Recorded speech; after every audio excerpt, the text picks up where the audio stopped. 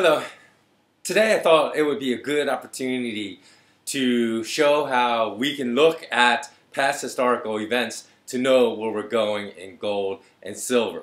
And in fact, you can also look at past history to know that a lot of these so-called protests in countries are not really genuine, but are being funded by certain elements in the West, whether it's the US or the EU, to really position themselves politically to control the new regime that's implemented in these countries. So, I've had some Twitter arguments on my Twitter feed about people that said, oh, how can you say it's just the West positioning themselves for control? It's all about kicking out corrupt government. Well, to begin with, what government in the world is not corrupt?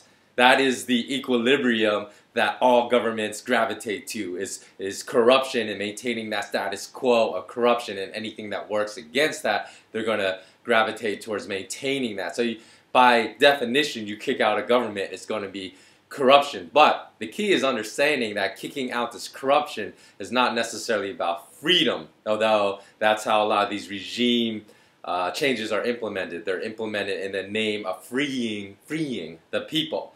However, one quick thing you can do, because what it ultimately is about, it's about controlling who is in power for the next regime that's coming in. So one thing you can do is you can look at the art and the music in your country, wherever you are, to know if this revolution, this so-called revolution, is really genuine and for the people, or is really for another sinister force that just wants to control the new regime that's being implemented in your country. So every true revolution, there will be a marked difference in the art and music in your country. It's almost like night and day. You'll see a marked change if there's truly a revolution for the people. So that's why you saw no market change in the art and music during the American Revolution in 1776, because ultimately they never kicked out the people in power, who were the bankers, the corrupt people. So even though Americans didn't have to pay taxes to King George anymore, they just paid taxes to a new, different king, which were the Rothschilds and the European bankers that were still controlling America after the American Revolution. That's why you saw no change in the art and the music, or no significant change whatsoever. So that's another topic for a whole different story, because we're going to get back to gold and silver, and that's what I want to focus on in this video. So in any event, back to gold and silver, I want to point out the fact that you can learn from history. People never learn from history. As they say, that cliche saying, history tends to repeat itself. It's true, but you should take the time to know your history so you won't get fooled by the bankers when it comes to currency wars and gold and silver, and the importance of owning physical gold and physical silver, which by and large the West has largely still overlooked and does not own. So if you look at the same trickery, chicanery, bamboozling that's going on by the Western bankers today, you can trace it back just several years ago, because they did the exact same thing. So what is that saying? Like, fool me once and it's my fault, fool me twice and I'm a moron. I know that's not that's how the saying goes, but it's something like that. So, but many people are being not only fooled twice, but they're being fooled thrice, 4 times, 5 times by the same bag of tricks the bankers use. And that is just denigrating gold. Like Warren Buffett, for example, said, I won't even buy gold if it goes back down to $800 an ounce. But yet, if you look at his records, just go look at his public records, he made a lot of money by owning some gold mining companies recently. So look at this liar. What he's saying publicly is not what he's doing privately. And I would be shocked, actually, if I could go and look at all Warren Buffett's holdings and he's not holding a fair amount of physical gold. These guys just lie. That's what you got to understand. So when the guy from Goldman Sachs, I can't remember, but the analyst said at the end of last year that sell gold is a slam dunk. My slam dunk advice to everyone. He said that slam dunk were his exact words, which basically means it almost has 100% chance of probability of coming true, as close to 100% of a chance of coming true as anything you could ever do, is to sell gold when, to start 2014. But look what happened to gold. Gold's been one of the best performing assets. I think silver has been the best performing asset even outperforming gold. But then next is gold. So these guys will lie over and over and over. Look at all the other big bullion banks that came out. Everyone came out after that. Almost every single big bullion bank came out and said gold's going to possibly challenge 1,000, and to plant that seed of doubt in everyone's minds, they said probably once it breaks 1,000, then it's going to go into the 800s or even 700s again. So, like, let me go through history and I'll tell you exactly what I mean. Okay, I'm going to review the fact that exactly what's going on today with the banks and their media and all their anti-gold, anti-silver propaganda happened way back in 2006 when gold was only $600 an ounce. Yes, they called the gold bull dead back then. And of course, it's more than doubled since then. So let me read you. I'm going to put the links to all the blog articles that I'm discussing below, so you can go check out the link and read them for yourself, because it's public record. It was there, and I know that I had written articles very similar to this in the past, so I went and I found them. So this article I wrote on September 3rd, 2006. And I said, in the past month, I've seen stories on MSNBC's website about the demise of gold.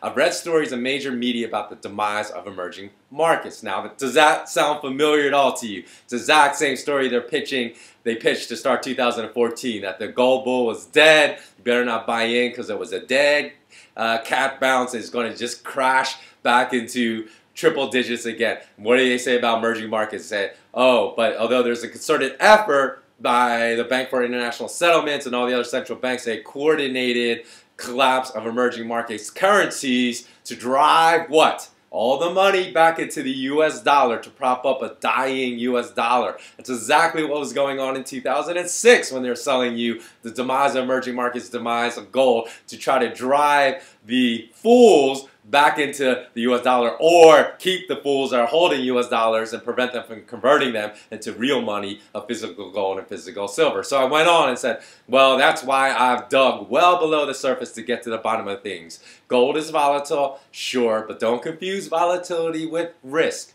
Gold has bumped up to $620 an ounce since we've invested at $570 an ounce. So are we patting ourselves on the back? Hardly. Now listen to what I said next. We know that gold is likely to see a steep correction before it goes higher. So if it pulls back all the way to $570 an ounce again, which was a large move because gold, remember, percentage-wise at 620 to 570, that's a $50 move. So that's almost, what, 8% or something roughly around there. So I said no, because we've done our homework and understand exactly what drives the price of gold and why even short-term steep corrections won't change our opinion that is going much higher as of September 2006.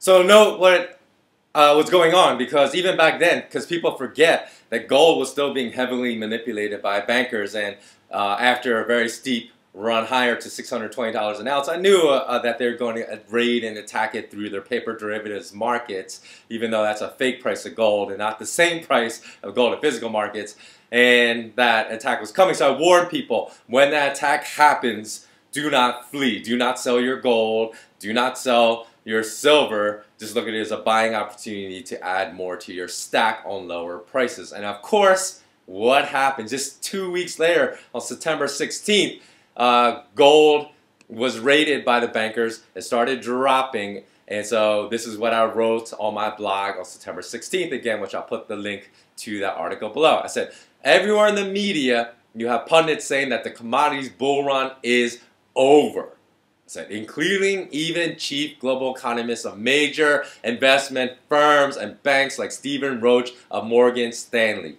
They're all wrong. This is a case of everyone panicking from sharp corrections that no doubt have caused millions of people worldwide some mental anguish and hand-wringing, but not me. I've dug deep enough down into this rabbit hole to know that gold will rise much, much higher in the future. So I said, at that point, gold had pulled back below $590, just as I predicted on September 3rd, right? Just a couple weeks earlier, I said it will pull back slightly below $570. And I said, though it had reached $590, I said, quote unquote, I still think that we haven't seen the end of this correction in gold. Yes, oil has slipped to below $60 a barrel again, but this doesn't mean that oil is done either. So what happened? Gold continued to pull back, and it went slightly below $570 in early October. Then, before skyrocketing, as soon as the banks had convinced everyone the gold run was over and everyone saw their gold, to them, then gold skyrocketed almost straight up to $800 in about a year's time. So this is what I'm saying. You have to learn from history. You can't get fooled over and over and over again. And every time gold corrects, the banker-controlled media will run out their minions at Reuters, at Bloomberg, at MSNBC, their talking heads that they pay to basically shill for them on network TV, to tell you that this was a dead cat bounce and that gold's going below 1,000 every time it has a correction. Because I'm telling you, the bankers will fight this rise in gold and silver the whole way for this year. But this will be a very good, strong recovery year for gold and silver. And don't be fooled by the propaganda. So to me, it's unbelievable that the Western sentiment towards gold is still at multi-year lows. In fact, it's only slightly higher right now than it was at the lows of gold in 2008, when gold, again, the bankers rated gold forced it from 1,000 back to 680, and silver from $20 to $9. So even though silver's rebounded to over 21, gold's over 1,300 now, much, much higher than the 2008 lows, the sentiment is just as low. And I have seen that from Westerners that don't want to buy gold, don't want to buy silver, because they're being overrun by this BS propaganda from the Western banking cartel. Though you see none of that in Asia. You can go to these gold markets in Beijing or Shanghai and see hundreds, if not thousands, literally, of people buying gold all the time through all these dips. So my advice is to you, go read my blog articles from 2006. You can't be fooled over and over and over again, because I called the same tricks that they would play out back then exactly as they happened. I said again in my free newsletter that I give out, so the one that people don't even have to pay for, and I told them in January, the first one I released, I said that all these big bullion banks are going to be wrong and that gold would have a very strong start to the very beginning of 2014, which is what happened. But yet, even though I told people that in the West, no one, you can see they did not believe, and they still don't believe as of now, because I basically look at their actions, not what people tell me, not what people say, hey, I'm going to buy gold, I'm going to buy silver if they're West. I look at the actions, and they're still not buying. So I just want to tie in one other topic to this video's subject material, and that is one of the reasons why people don't really understand the necessity of owning physical gold, physical silver, other gold and silver assets to survive these currency wars, is because they believe all the propaganda of the government. They believe the meme that Obama's spouting out there, that Cameron's spouting, that the economy is recovering, which is ludicrous. They believe the BS statistics are always spouting. They're just making them up. They might as well be pulling them out of a hat. The fact that they said the jobs created in the United States in January were 113,000, but that was seasonally adjusted. What seasonally adjusted means is that they just basically make up the employment statistics, because you look at the non-seasonally adjusted, which means the actual job creation that happened in January, the U.S. lost almost 2.9 million jobs. So there were no 113,000 jobs created. There are 2.9 million jobs lost was reality, but that's not what they report. They report fantasy, delusional, seasonally adjusted statistics that are meaningless. So let me tell you of another trend, because I'm talking about these statistics because they're really important, because if you believe them, then you will understand the necessity of owning physical gold and physical silver to protect you, the necessity of converting a great majority of your paper fiat currency that will go to its intrinsic value of zero into real money of physical gold and physical silver. Back in May of 2010, okay, so it was almost 4 years ago, I wrote delaying a college education in this environment is the right choice. Now, the reason I wrote that goes into a larger topic, which I can't really go into right now. But I have discussed another video, so just go search my education videos below on my YouTube channel. But the fact that a lot of business education is useless because they're not teaching you, they're teaching you theory that is impractical and not how the real world works. It's not, if there are free markets, how does JP Morgan declare a perfect trading record for their trading desk in 2013? Literally a mathematically impossibility without crime and fraud. So if you believe the free markets out there and you're getting your MBA, it's a waste of money. But besides just being a waste of money and your time, this is what I wrote. Since, quote unquote, since college students are already likely to end up living back at home with their parents after they graduate, as a job horizon will appear no better in 4 years than it is today. Remember, I wrote this article in May of 2010. When all the politicians were pitching the same thing they're pitching today, that the economy is improving, the outlook is improving, there's no need to worry, and people called me bat, insane, loony for saying that the job market would look no better by 2014 than it did in May 2010 because they believed all their lying governments and politicians that were saying the economy will be strong in 4 years and the job market recovery will be blossoming and there won't be anything to worry about. So remember, I wrote this 4 years ago and I said, why not spend that time immersed in self-education of how the financial monetary systems really work. In the process, students will save their parents tens of thousands or even hundreds of thousands of dollars in tuition and save themselves the fate of being a sheep led to the slaughter by banking shills like Joseph Stiglitz, Paul Krugman, and Jeffrey Sachs. So, if you look at today, what has happened, that's exactly what has happened. You still have 50% of Americans under the age of 23 living at home because the job market is so lousy. You have PhDs in America delivering pizzas because they got to pay the bills and there are no new jobs. Just like I told you 4 years ago, you would have been better off not going to school, saving that money, self-educating, learning how the system really works, and perhaps becoming an entrepreneur and do something positive and being able to create jobs for other people that will really kickstart the economy versus all this rubbish the politicians and bankers are constantly telling you. So again, I'll put the link even to those articles below, which people call me bat loony. Remember, people call me bat loony for saying what I said in 2006. Because all the propaganda, the Western propaganda, was much more successful back then in selling the end of the gold bull market because a lot more people, obviously in the last 8 years, have taken the time to understand how gold and silver markets work, so are not fooled by the propaganda. But back then when I said that, people really thought I was insane. So that is the message today, is there is enough history out there that you can learn from history to realize what the truth is and do the right things to protect your family, yourself, your future from the central bank currency wars that otherwise will destroy your savings, destroy your wealth, destroy your future if you choose to leave it all in fiat currency. Remember, I've been pushing this message for a while. Even in Venezuela, I said people should be converting their bolivar into gold and silver.